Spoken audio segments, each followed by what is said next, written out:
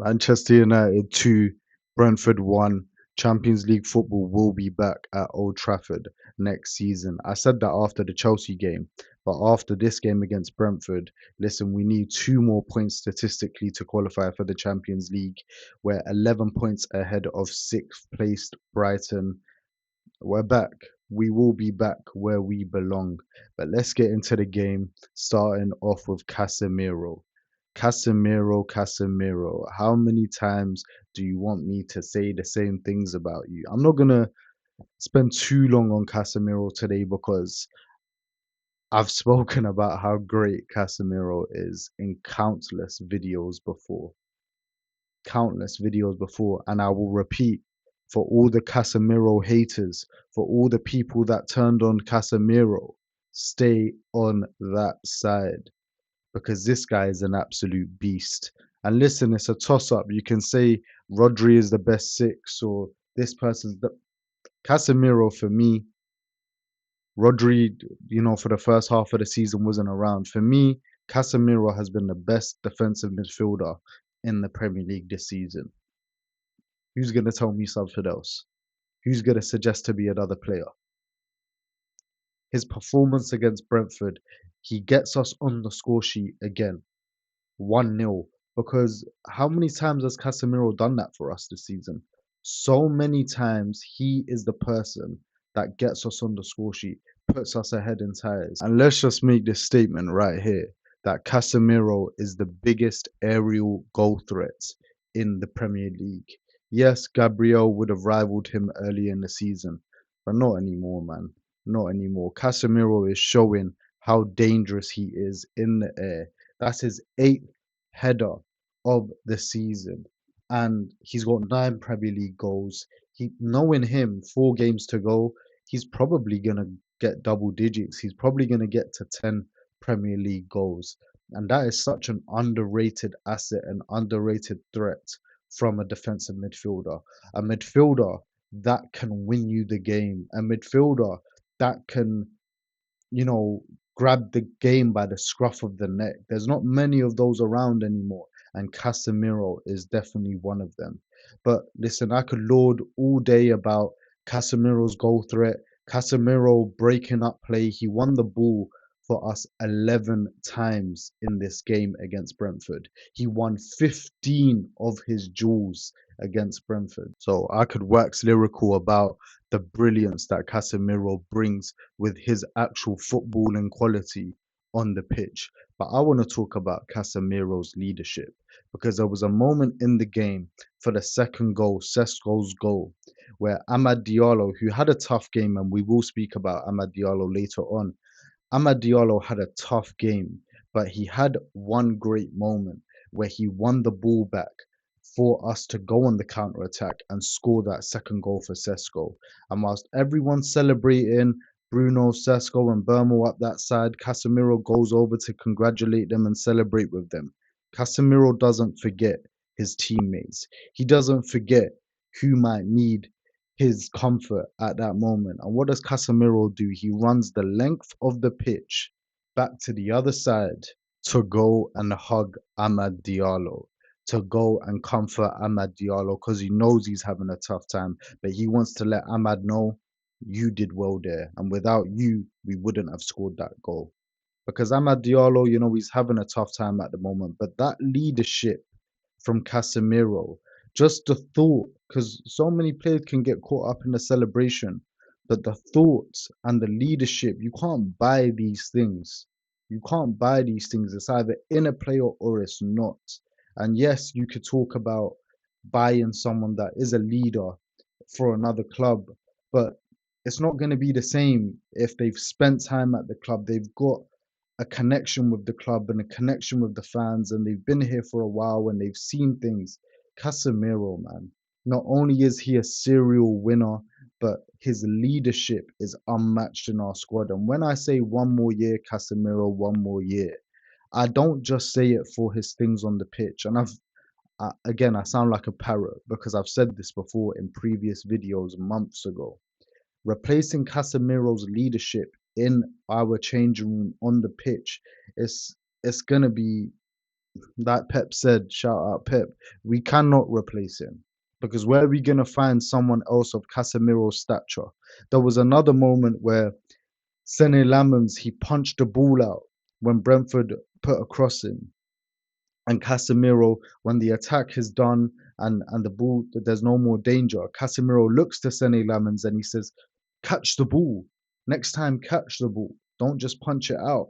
And the point I'm making is that everyone will listen to Casemiro. Everyone will have a feeling of when Casemiro speaks, I will listen. That voice is one that I need to listen to, that needs to be heard. And I think there was an interview recently about leadership. I don't know if it was in the Bruno Fernandes interview. I'm not too sure, but and they were talking about Casemiro, how he doesn't actually talk much overall, but when he talks, the team listens. And it's going to be so difficult to replace Casemiro. We won't be able to replace him, but we're going to have to just try get somebody else. Now, if I was Ineos, I'd be calling Casemiro into a meeting and I'd be saying, stay one more year. We'll pay you the same money because we need you. We need you. We know you love the club. We love you too. We need you for the Champions League next year. Because don't be surprised when we're playing the games next season, we're in the Champions League next season, and people are saying that we miss Casemiro and we were not able to fill the void of Casemiro because it's more than what he just does on the pitch. It really is. It's his whole demeanor, it's his aura, it's his leadership, it's his, you know, the fact that he's an absolute role model for this new Manchester United side. I just hope, I just hope there's a way that Casemiro stays one more year. And we can now move on swiftly to Kobbie Mainoo. Because Casemiro is definitely teaching Kobbie Mainoo a thing or two defensively. Like I've explained before, Kobbie Mainoo is now the six almost. Casemiro was pushing more up. But it's almost we're playing in a system where it's like, if I stay, you go. If you go, I stay. But overall, Kobbie Mainoo is the one that's picking up the ball from the defensive line and, progressing the ball forward.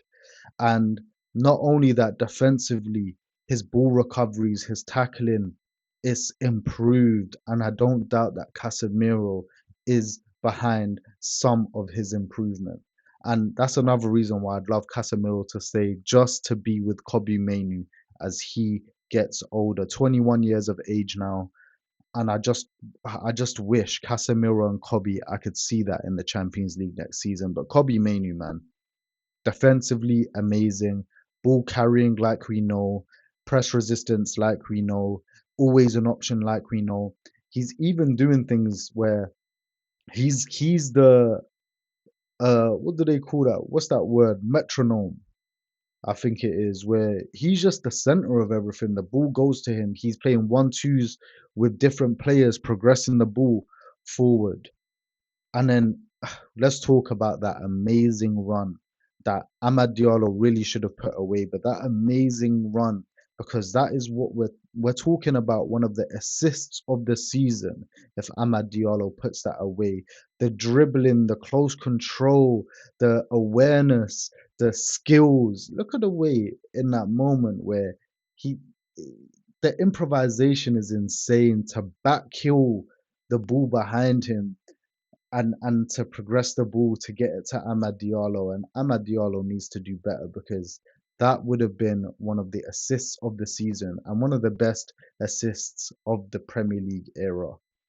I don't see why not, because that was absolutely amazing by Kobbie Mainoo. And this guy's talent, Ruben Amorim is a criminal, and this guy should be on the plane to the World Cup. And heck, this guy should be starting for England. I know that Andersons and the Whartons have come of age and they definitely deserve to be in the conversation. But Kobbie Mainoo just has to be there. Has to be there. Because his skill set, his defensive work now, his ball progression, his ability to create chances, and just his star power. as a 21-year-old, it's unmatched. Kobe Manu, I salute you, man. Absolute quality. And Tommy Tuchel, Thomas Tuchel, I don't know if it's Tuchel or Tuchel. Just take that man to the World Cup where he belongs. Let's get to Amad Diallo because Amad Diallo is having a tough time. And did I think he deserved to be taken off at halftime? I didn't. That was clearly a tactical tweak by Michael Carrick, which we will get onto. But he was looking very dangerous in the first half. Again, for Amad Diallo recently, it's just that final pass, that final ball, that final shot. It's just not good enough. I was happy for him that he was able to contribute to that second goal. His defensive work rate, you definitely cannot question. But as we know, Amad Diallo, when Ten Hag was playing Anthony ahead of him, we were crying for him to play. And when he did play, and he did play under Amarim, he was our star man. He was the guy winning games all by himself. He was scoring hat tricks when we were behind in games to win us the game. So Amad Diallo, I just need him to get on the score sheet, a goal, assist, both. Like I just need him to get on the score sheet because I believe it's just a confidence thing with Amad right now, man. It's just a confidence thing, and the moment he gets that first goal again, I'm sure we will see the more confident Amad that we know because that guy is top quality. But unfortunately, he's not showing it right now. And you can see by the dejected look on his face when he did miss that chance that Kobe Manu put on a plate for him, that he was so distraught with himself. So distraught with himself. But Ahmad, keep your head up. We know your quality. We just need you to put the ball in the back of the net. And you will see the Manchester United supporters roar in support of you without a shadow of a doubt. Amad Diallo, we've got your back. Keep pushing. Now, I want to talk about Michael Carrick's tactical changes because, listen, it wasn't an easy game. Brentford had a lot of chances in the first half and in the second half. And in the second half, Brentford really dominated the ball way more than us. And that was because he took Amad Diallo off, put Mazraoui on, and we went to a five at the back, playing Luke Shaw and Dallo as the wing backs, and then we was playing Heaven, Maguire, and Mazraoui as the centre backs. And you could see that we lost control of the ball. You could see that Brentford were just, it was almost, it wasn't wave after wave because we were still dangerous at times, but it did feel that way where Brentford have got the ball this half, and we're gonna have to just really defend well. And I'm not the biggest fan of that tactic. I'm not the biggest fan. 2-0 ahead. Now we retreat and we defend for a whole 45 minutes. I wasn't a fan of that. If you want to take off Amad Diallo, which I would have liked Amad to stay on, and I understand that in the first half that we conceded some chances that if it wasn't for Sene Lammens, shout out to Sene Lammens, we could have conceded goals. No doubt about it. Igor Thiago definitely probably didn't sleep last night because he had some big chances that he should have put away. So I understand the thought to go back to a back five and see out the game, and we did in the end. It took a wonder strike from Jensen to get past Sene Lammens. What a strike, by the way. But at the same time, I want a manager that will be more positive, 2-0 up, and let's go get three, let's go get four, let's go kill off Brentford. You know what I'm saying? And if you wanted to take off Amad Diallo, Shea Lacey, can he not get any minutes? Because I think the moments we saw Shea Lacey in that interim period under Darren Fletcher, it was really, really good, really promising, really dangerous. And I would love to see Shea Lacey come on for Amad Diallo if you feel like Amad Diallo isn't doing the job we need him to do, and put the pressure on Brentford and have them thinking, yeah, we need to defend these guys. Not that, Manchester United, because they're 2-0 up, are going to allow us to have a game of, yeah, let's see if you guys can score. I don't want to play that game at Manchester United. I certainly don't want to play that game at Old Trafford. give you guys the ball and let's see if you guys can get past our five at the back. I'm not a fan of it. What about you guys? Let me know because yeah, I've made it very clear that if it's not Luis Enrique, give Carrick the job because I'll rather take a risk on Carrick than anybody else other than Luis Enrique. If Luis Enrique, we could go get him. I say go get Luis Enrique. That guy is, for me, the best manager in the world on form. Like, of course, we could talk about Pep, but over the last 2 years, Luis Enrique is the best manager in the world for me. And I think if it's not Luis Enrique, you keep Carrick. But Carrick is he I wasn't a fan of the five at the back. I would have preferred if we took the game further to Brentford and went for the third goal. But what do you guys think? At the same time, Carrick ball, we saw some beautiful football yesterday, especially at the beginning of the game. That's more like it. And at the end of the day, Michael Carrick, since he's been in charge of Manchester United, he has got the most points in the Premier League. If the season started with Michael Carrick in charge of Man United, we would have been top of the league. So we can't be too critical. And I guess it does show that Michael Carrick has tactical fluidity and he is thinking. He's not just making like for like subs all the time. He's really trying to work out different game plans to win different games. So shout out Michael Carrick for that. But let me know what you guys think. Liverpool next. And that's going to be a big game. We all know that's the game in the calendar that we look forward to. And wouldn't it be sweet to just build a gap from Liverpool and get 3 points off them too? Because there's nothing more that I would love. And I believe we can go take it to them. I believe we can win. Bruno Fernandes, by the way, I didn't speak about Bruno Fernandes too much because what else is there to say about Bruno Fernandes? He's on 19 assists now, one away from the record, two to break the record, and I believe three to break the record for all-time assist record in the top five leagues in a single season.